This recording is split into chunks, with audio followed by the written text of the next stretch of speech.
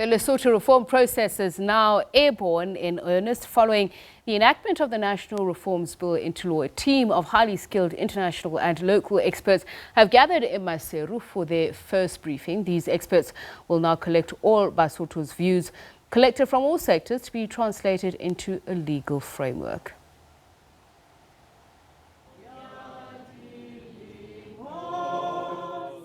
This is a team of both local and international experts recruited from all sectors. Their job is to translate and compile a report that can be translated into a legal document, encompassing all wishes and opinions expressed by ordinary Basotho citizens.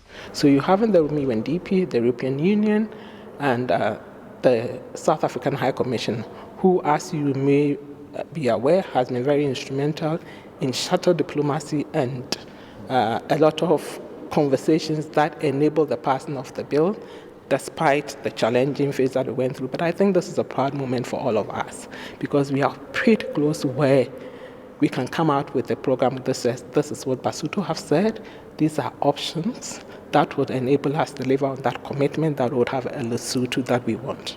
We have now come to the most crucial part of the reforms, where the experts will now engage their expertise to put together a document that can actually be built going forward, such that the reform process is translated into laws that can actually be meaningful, tangible to Basotho.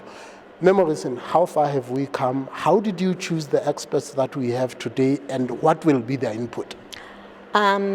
We issued an advert over 3 weeks or so for local expertise, invited experts in the 7 thematic areas, and a lot of people applied.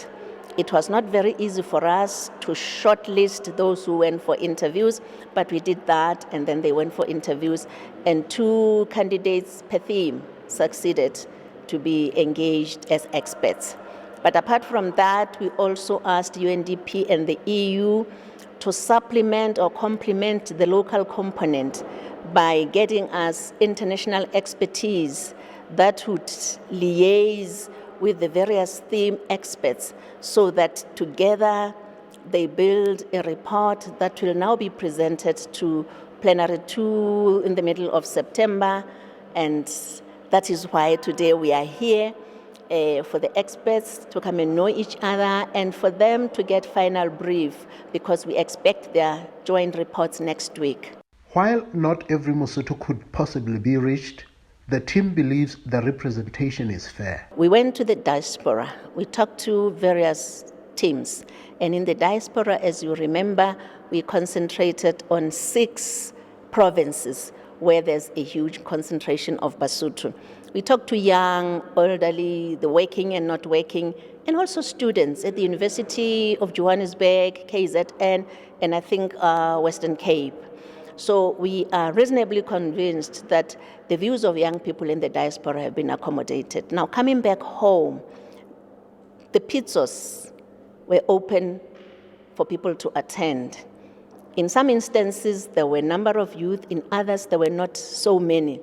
So at the moment, I do not know the sector of youth or the particular interest group in youth that feels that their views were not included.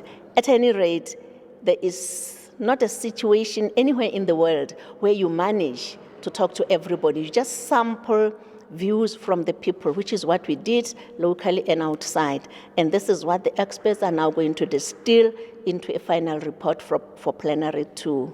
Well, this now becomes a very technical process, but the job of this expertise in here to make sure that this process becomes a foolproof and can be translated into laws. I'm Rapelang Radebe, SABC News, Maseru, Lesotho.